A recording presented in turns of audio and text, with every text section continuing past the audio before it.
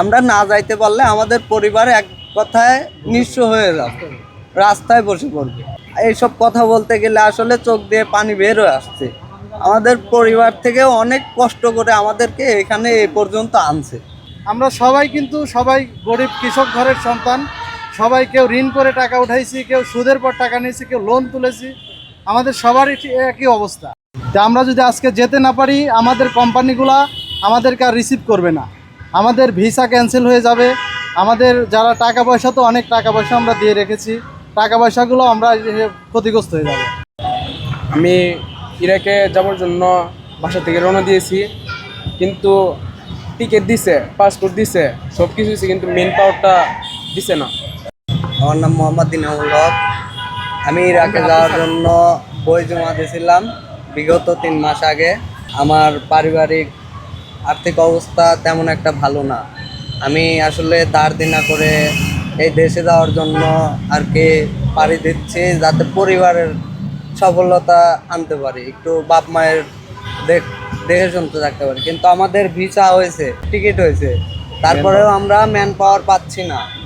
লিখিতভাবে কোনো জায়গা বলা হয় নাই, সরকারিভাবেও বলা হয় নাই যে আমাদের ম্যান পাওয়ার দেওয়া হবে না। উনিরা মৌখিকভাবে আর কি বলে আমাদেরকে ম্যান পাওয়ারটা দিচ্ছে না। তাহলে আপনাদের কাছে আমাদের একটাই রিকোয়েস্ট, যেন কালকে ভোর 5:30 আমাদের ফ্লাইট আজকে। তাইলে আমরা যদি ম্যান পাওয়ারটা না পাই, তাহলে আমরা তো যাইতে পারবো না। প্লাস আমরা যে কোম্পানিতে যাচ্ছি, আমাদের এই ভিসা ক্যান্সেল হইলে আমাদের ওই ভিসা আর কোম্পানি আর গ্রহণ করবে না। এক কথায় আমরা অনেক ক্ষতিগ্রস্ত হব, আমাদের ফ্যামিলির অনেক ধরনের ক্ষতিগ্রস্ত হবে। সমাহিত হয়েছি যে সবার হাতেই দেখতে পাচ্ছেন যে পাসপোর্ট আছে, বৈধ পাসপোর্ট বাংলাদেশের।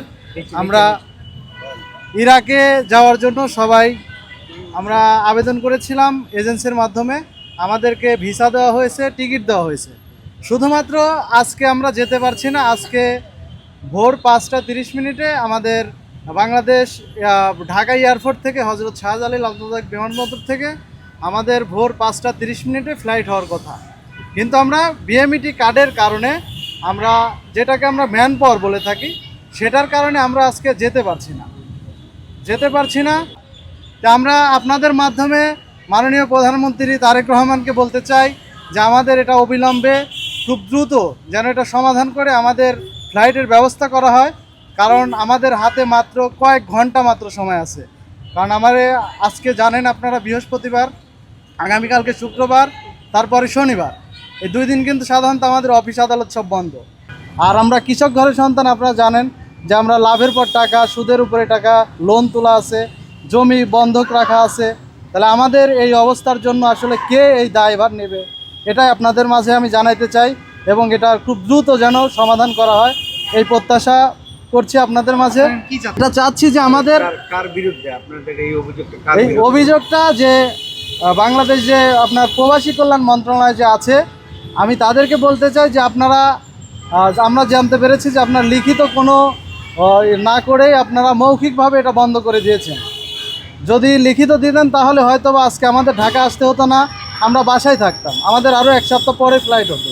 কিন্তু আমরা বাসা থেকে, আপনারা জানেন যখন একটা মানুষ প্রবাসে যায়, সবার বাসার থেকে কিন্তু বিদায় নিয়ে চলে আসে। আপনারা জানেন কি অবস্থা, কথা বলতে কিন্তু আমার চোখ দিয়ে পানি চলে আসতেছে।